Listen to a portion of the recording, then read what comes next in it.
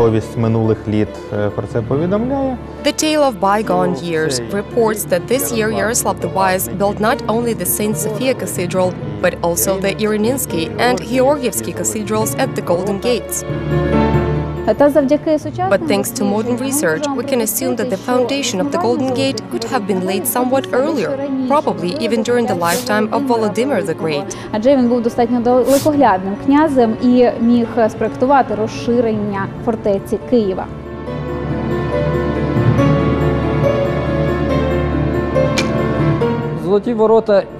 The Golden Gate and Sophia of Kiev were left aside and were not destroyed during the assault.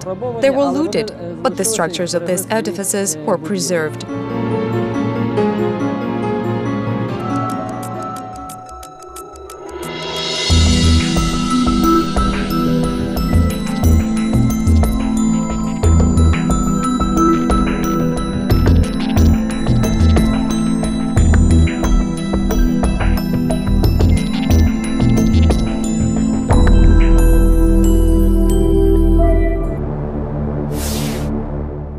The Golden Gate Museum. Today it is a three-tier pavilion where you can see the unique remains of an 11th century fortification, admire the reconstruction of the phenomenal gate church of the Annunciation of the Holy Virgin, and touch the era that reigned here almost 1,000 years ago. But only a century and a half ago it was merely an accidental find which threatened the collapse of the fortification structure under the influence of time and natural factors.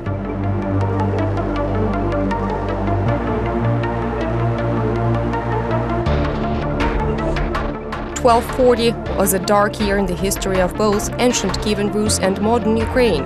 That year, as a result of the Mongol-Tatar invasion, priceless memorials of those times disappeared forever. One of them in particular was the Church of the Tithys. Це була найперша взагалі. It was the first ever Orthodox Christian church that was built immediately after the adoption of baptism. The Tithys Church was built by Volodymyr, the man who brought Christianity here to these lands. It is a unique temple. Unfortunately, today we cannot see what exactly it looked like over a millennium ago.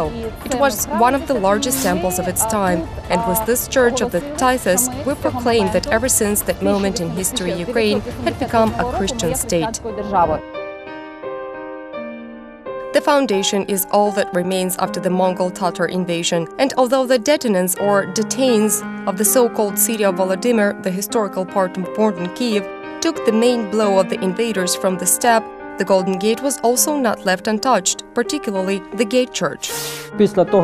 There is an assumption that after Kiev was sieged by the Mongol Tatars, the city fell into a state of desolation. The church was plundered to a certain degree and apparently was severely damaged, and as a result, it gradually began to erode because the upper levels were exposed to external and atmospheric factors of influence.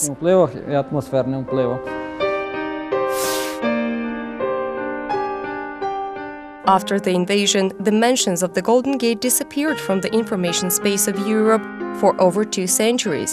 They were remembered again only in 1499.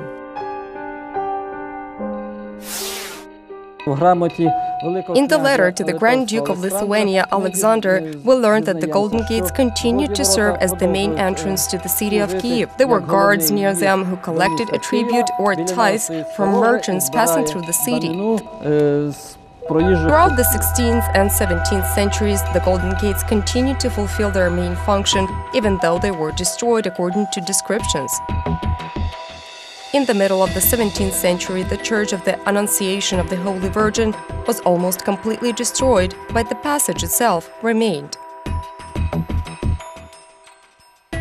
In 1648-1649, Kiev residents ceremoniously welcomed the army of Bogdan Khmelnytsky after its victory over the Poles near Zhovty Vody, Korsun and Pilavtsi.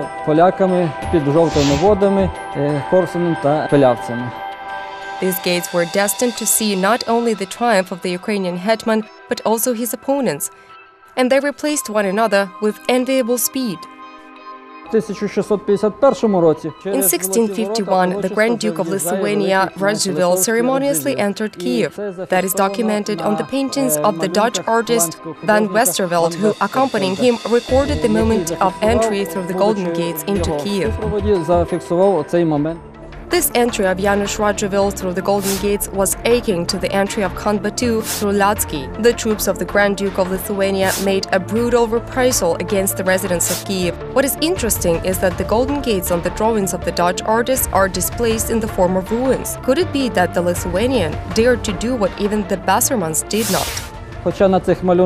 Even though the Golden Gates are shown as a romantic ruin which the artist himself liked, they still served as the main entrance to Kiev. Both the arches and the passage itself have been preserved to the present day, while the gate church remains as it was when it was partially destroyed. That was probably the last entry through those gates. Over the next 80 years, they saw nothing but soil. Seeing as at the time the value of the Golden Gates as a defensive structure had already been lost and the cost of its maintenance was extremely high, it was proposed to bury the gates, which was done in 1752, up to the level of the top platforms of the tower. So the Golden Gates of Kiev were covered in earth right up to the horn parts. The ramparts themselves, which defended the city and its inhabitants from enemies for centuries, were destroyed neither by time nor by the before-mentioned enemies. It was the people of Kiev themselves that did so in the beginning of the 19th century. The reason being the city residents interfered with the development of the city, and the ramparts had lost their strategic importance by that time. It is amazing, but what caused the death of one contributed to the resurrection of the other. Then a kind of an archaeological boom began in the 1820s. When archaeologists, still amateurs at that time, started studying ancient historical sites, they were finding the ruins of buildings from the times of ancient Rus. Konrad Lochwicki was one such amateur. At his own expense, he undertook to find an ancient artifact. Not an easy feat, I must say, because at the time, even the first mentions of their exact location had disappeared.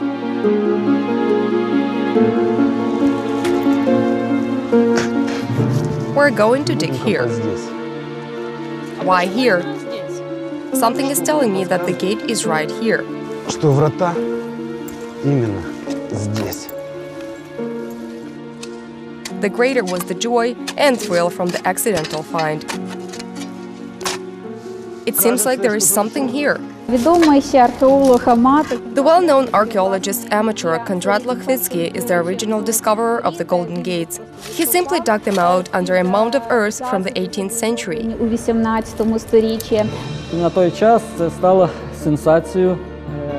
Back then, it became a sensation for all the people of Kiev and the whole empire of that time. It is even said that Emperor Nicholas I himself came to see what kind of a relic they had found there. He said that the monument was worth preserving.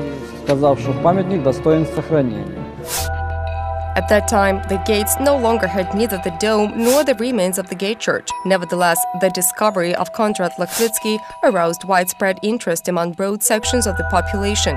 Even the state got involved. Konrad Andreevich, they say the emperor himself promised to allocate money for excavations. He did promise, but I'm still digging with my own money.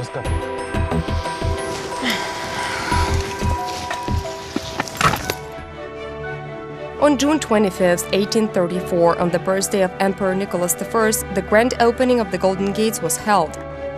And the workday started immediately after the celebration. The gates were in dire need of preservation measures. Otherwise, the memorial of the 11th century threatened to crumble right before the eyes of the whole empire. The first works on preservation were performed by the discoverer himself. All the cracks were covered with a calcareous solution and 3 layers of turf were placed over the solution. Some fortification works were carried out. Flying buttresses were built to reinforce the eastern wall of the edifice. Metal ties were put between the walls to prevent them from crumbling to pieces. In this form, the gates stood for several more decades, but the atmospheric conditions continued to destroy the memorial. Therefore, it was decided to carry out additional preservation measures.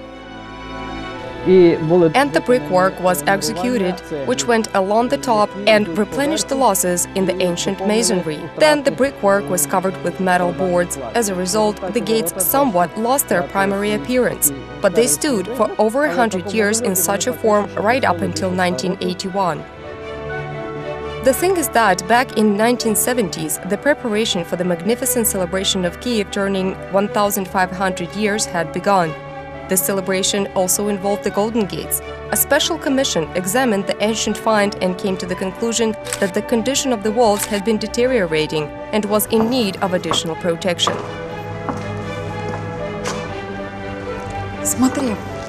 Look, the walls are constantly getting worse. Yes, we have to do something about it. And so it was decided to protect these walls from atmospheric influences by building a pavilion.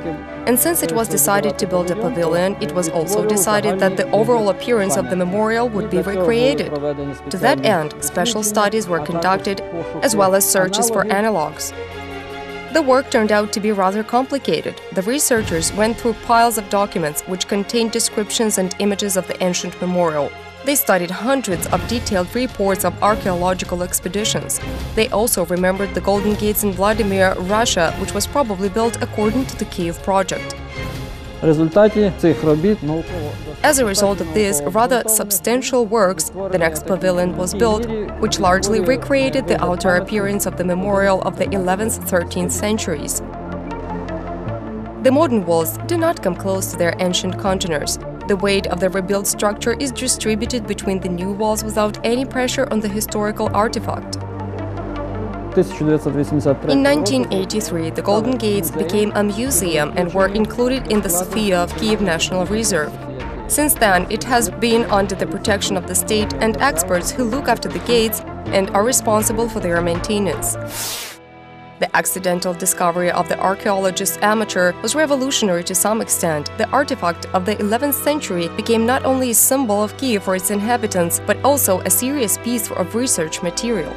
Since then, research has only continued. We constantly find some new elements, new discoveries that allow us to get a more profound understanding of the features of Kiev fortifications. After all, what is so special about the Golden Gates? The fact of the matter is that they represent the unification of sacred and fortification heritage. First of all, this is one of the most ancient memorials of Eastern Europe. It brings us information both about the construction technology of that period, the cultural and technical levels of development of the people who lived in those times, and the views of those people on how the building should have existed, how it was supposed to protect the city, and under whose patronage the structure was.